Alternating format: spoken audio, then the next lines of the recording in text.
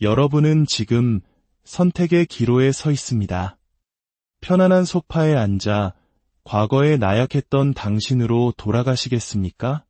아니면 그 모든 것을 떨치고 일어서시겠습니까? 이 이야기가 당신의 마음에 작은 불씨를 지폈다면 잠시 시간을 내어 구독과 좋아요를 눌러주십시오. 당신의 이 작은 행동이 저희에게는 어둠 속에서 등불을 밝히는 큰 힘이 됩니다. 또한 당신의 소중한 사람에게 이 영상을 공유하며 함께 성장하는 기쁨을 나누시길 바랍니다. 당신의 모든 여정에 신의 은총이 함께하길 기원합니다. 오늘 우리가 나눌 이야기는 바로 길들여지지 않는 정신에 관한 것입니다.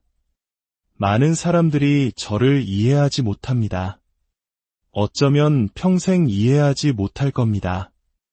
왜냐하면 그들은 제 인생과 같은 길을 걸어본 적이 없기 때문입니다.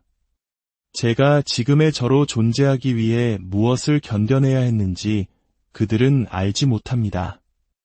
당신이 당신의 위대함을 찾기 위해 무엇이 필요한지는 또 다를 수 있습니다. 하지만 저에게는 제 모든 것을 걸어야만 했습니다. 제가 있는 모든 공간, 모든 순간에 온전히 집중해야만 했습니다. 이것은 끔찍할 정도로 어려운 길입니다. 당신은 실패할 것이고 좌절할 것이며 머릿속에서는 끊임없이 이런 목소리가 들려올 겁니다. 난 부족해. 난 할 수 없어. 진짜 싸움은 바로 이 목소리를 이겨내는 것입니다. 매일같이, 매 순간같이 당신을 주저앉히려는 그 속삭임을 어떻게 극복해내는가에 모든 것이 달려 있습니다. 어느덧 나이는 40을 훌쩍 넘었고 이룬 것도 적지 않습니다. 통장의 잔고는 쌓여가고 냉장고는 언제나 음식으로 가득 차 있습니다. 따뜻한 집에서 더 이상 추위에 떨 필요도 없습니다. 세상은 말합니다. 40이 넘으면 은퇴할 나이야. 더 이상 농구나 축구 같은 격렬한 운동은 무리라고 우리는 어느새 이런 세상의 속삭임에 길들여집니다. 문명화되는 것입니다. 마치 40이 넘으면 30이 넘으면 무언가를 포기해야만 하는 것처럼 그 거짓말을 믿기 시작합니다. 하지만 저는 43살인 지금도 일주일에 160km를 달리고 수천 개의 턱걸이와 팔굽혀펴기를 합니다. 제 자신을 문명화시키도록 내버려두지 않기 위해서입니다. 한 인간에게 일어날 수 있는 최악의 일은 바로 문명화되는 것입니다. 편안함에 안주하는 순간 당신은 내면의 투지를 잃게 됩니다. 내가 왜 이 고생을 해야 하지? 이만하면 됐잖아 라는 생각이 당신을 잠식합니다. 아니요, 결코 된 것이 아닙니다. 당신은 아직 목적지에 도착하지 않았습니다. 절대로. 당신이 더 많은 것을 가졌을지는 몰라도 우리는 결코 완성되거나 도착하는 존재가 아닙니다. 진정으로 비범한 사람이 되고 싶다면 비범한 사람들 사이에서도 가장 비범한 존재가 되어야 합니다. 그것이 전부입니다. 많은 사람들의 머릿속은 어떻습니까? 내 물건이 어디 있더라 하며 어지러운 창고를 뒤지는 것과 같습니다. 마음이 그렇게 무질서하고 혼란스러운데 어떻게 그 안에 규율이라는 것을 둘 공간이 있겠습니까? 당신의 마음속에 규율을 둘 자리, 꾸준함을 둘 자리, 결단력을 둘 자리를 명확하게 찾을 수 있어야 합니다. 아, 여기에는 규율을 놓자. 저쪽에는 꾸준함을 두자. 이렇게 마음의 공간을 정리하고 모든 것을 제자리에 놓을 수 있어야 합니다. 당신의 삶이, 당신의 주변 환경이 정리되어 있지 않다면 외부의 아주 작은 방해 요소 하나만으로도 당신의 마음 전체가 순식간에 혼란에 빠집니다. 사람들은 이 사실을 깨닫지 못합니다. 당신의 마음은 항상 명료하게 정돈되어 있어야 합니다. 제가 매일 밤 2시간씩 명상을 하는 이유가 바로 이것입니다. 저는 매일 밤 제 마음이라는 차고를 재정비합니다. 모든 잡동사니를 치우고 내일 아침 눈을 떴을 때 곧바로 달려나갈 수 있도록 규율과 조직력, 그리고 모든 필요한 것들을 제자리에 정돈해 놓습니다. 저는 인간 마음의 가장 어두운 영역, 그 심연을 연구합니다. 마치 스티븐 호킹이 우주의 암흑물질을 연구했듯이 저는 정신의 암흑을 탐구합니다. 이것이 바로 저의 여정입니다. 많은 사람들이 잘못 이해하고 있습니다. 세상에는 너무나 많은 찍어내기식 조언들이 넘쳐납니다. 일찍 일어나라, 찬물로 샤워해라, 규율을 지켜라.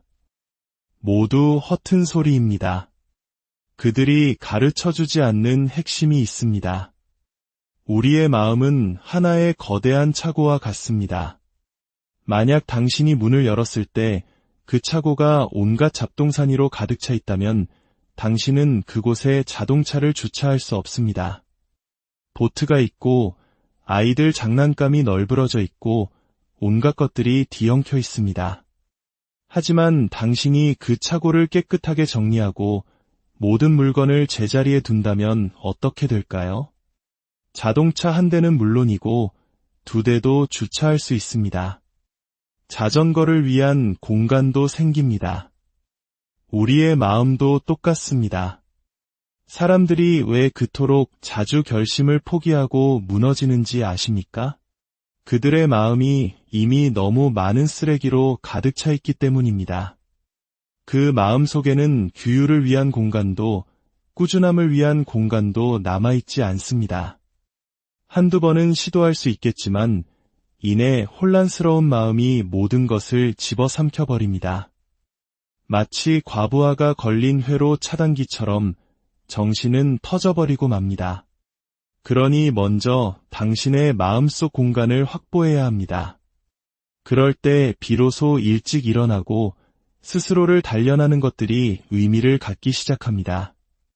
우리는 마음의 차고를 정리하는 것을 방해하는 그 암흑물질, 즉 내면의 어두운 부분을 들여다봐야 합니다. 제가 어릴 적 초등학교 3학년 때의 일입니다. 그때는 지금처럼 주의력 결핍 과잉 행동장애, 즉 ADHD에 대한 이해가 부족했습니다. 학교에서는 저에게 약을 주거나 치료를 권하는 대신 특수학교로 보내려고 했습니다. 학습 능력이 너무나 뒤처져서 정상적인 교육을 따라갈 수 없다고 판단한 것입니다. 저는 특수학교에 가고 싶지 않았습니다. 다르게 취급받고 싶지 않았습니다. 그 간절함 때문에 저는 약물에 의지하지 않고 오직 제 힘으로 이겨내야 했습니다. 어떻게 스스로에게 진정으로 집중하는 법을 가르칠 수 있을지 그 과정과 싸워야 했습니다. 이것이 바로 제 메시지가 종종 오해받는 지점입니다. 제가 때로 거친 말을 쏟아내고 열정적으로 이야기하는 이유는 단 한 문장을 배우기 위해 평범한 인간으로 살아가기 위해 제 모든 것을 쏟아부어야 했기 때문입니다. 제가 잠에서 깨어날 때마다 저의 위대함을 찾아가는 그 여정이 얼마나 끔찍하게 힘든 일인지 알기 때문입니다. 제게 쉬운 것은 아무것도 없습니다. 아침에 일어나 그냥 무언가를 해내는 그런 삶이 아닙니다. 그래서 제가 제 자신에 대해 이야기할 때 그 온도가 올라가고 열정이 터져나오는 것입니다. 저는 매일같이 인간이 되기 위해 제가 하는 그 모든 투쟁이 현장으로 돌아가기 때문입니다. 인생은 당신에게서 많은 것을 앗아갈 수 있습니다. 저는 이 사실을 너무나 잘 알고 있습니다. 그래서 항상 다음 장을 준비합니다. 만약 제가 더 이상 달릴 수 없게 되면 어떡할 거냐고요? 그러면 수영을 할 겁니다. 수영도 못하게 되면 대학에 가서 공부를 하거나 다른 무언가를 할 겁니다. 달리기가 내 인생의 전부는 아니니까요. 저는 젊었을 때 프론트 로딩이라는 것을 시작했습니다. 인생의 초반부에 모든 노력을 집중적으로 쏟아붓는 전략입니다. 내일 무슨 일이 일어날지 아무도 모르기 때문입니다. 저는 군에서 이룰 수 있는 많은 것을 이뤘고 군 밖에서도 많은 것을 성취했습니다. 돈을 벌었고 세상의 거의 모든 힘든 경주에 참가했으며 턱걸이 세계 기록도 세웠습니다. 왜냐고요? 당신이 늙어서도 살아있다면 어쩔 겁니까?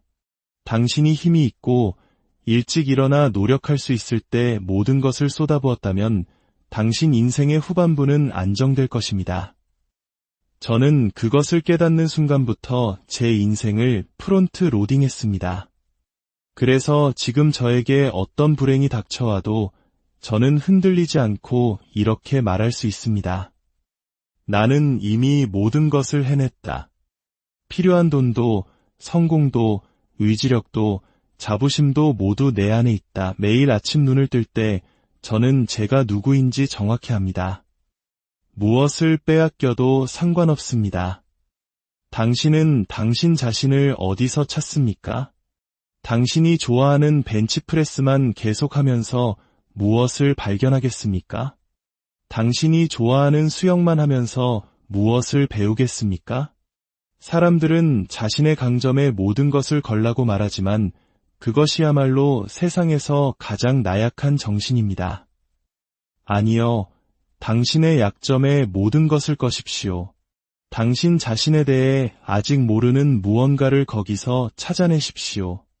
좋은 것, 행복한 것은 이미 당신이 알고 있습니다. 그래서 저는 행복한 시절을 이겨내는 법에 대해 말하지 않습니다. 그런 건 배울 필요도 없습니다.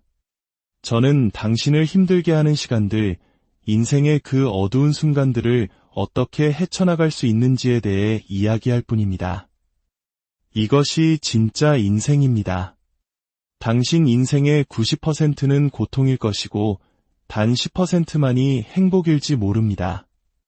운이 좋아 많은 돈과 좋은 배우자를 가졌다고 해도 그 사람의 내면을 1대1로 마주하면 그 역시 무언가를 놓치고 있을 겁니다. 아직 마주하지 못한 인생의 그림자가 그를 잠식하고 있을 겁니다. 저는 특별한 사람이 아닙니다. 저는 그저 내면의 목소리에 귀를 기울였을 뿐입니다. 그 목소리가 말하는 것을 외면하지 않았습니다. 사람들은 묻습니다. 당신은 신을 믿습니까? 왜 그렇게 거친 말을 쓰나요? 제가 쏟아내는 이 말들은 제 생각을 조금도 꾸미지 않고 그대로 드러내는 방식일 뿐입니다. 제 삶은 아름답거나 예쁘지 않았습니다. 오늘날의 제가 되기까지 매일이 폭력적인 투쟁이 연속이었습니다. 저는 그것을 미화하거나 희석시키고 싶지 않습니다. 그 과정은 결코 즐겁지 않았고 지금도 즐겁지 않습니다. 하지만 저는 행복합니다. 저는 어둠을 연구합니다. 당신은 빛 속에서는 아무런 답도 찾을 수 없습니다. 빛은 너무 행복하고 너무 안락합니다. 우리는 행복 속에서 사는 법을 배울 필요가 없습니다. 그건 자연스럽게 찾아오는 순간들이니까요. 하지만 어두운 시간들, 그 깊은 절망의 순간들이야말로 우리를 성장시킵니다. 그리고 당신이 스스로를 그곳에 던지지 않는 한 당신은 결코 그곳에 도달할 수 없습니다. 인생이 당신을 그곳으로 데려갈 때, 그 어두운 순간에 들어섰을 때 바로 그곳에서 사람들의 진정한 모습이 드러납니다. 저는 고등학교 2학년이 되어서야 글을 읽고 쓸 수 있었습니다. 그런 제가 어떻게 이런 글을 쓸 수 있게 되었을까요? 저는 제 마음속 가장 깊고 어두운 곳으로 내려가 그 어둠을 연구했기 때문입니다. 어린 시절 어머니가 매 맞는 것을 보고 저 역시 맞으며 자랐습니다. 백인들만 있는 학교에서 말을 더듬는 작은 흑인 아이였습니다. 연극 무대 위에서 단 한 줄의 대사를 말해야 했지만 말을 더듬으며 비참하게 무대에서 내려왔던 기억. 그 모든 불안감과 상처들이 저를 짓눌렀습니다. 집에 와서 울부짖었습니다. 하지만 나이가 들면서 깨달았습니다. 이것을 연구해야만 한다고. 이 고통을 극복할 유일한 방법은 그것을 철저히 분석하고 연구하는 것뿐이라고. 그래서 저는 어두운 순간에 처할 때마다 펜과 종이를 들고 그 안으로 뛰어듭니다. 그래, 이 상황은 최악이야. 미쳐버릴 것 같아. 좋아, 이걸 연구해보자. 그리고 이 지독한 경험 속에서 천재적인 깨달음을 얻어 나오는 거야. 이것이 저의 방식입니다. 이것이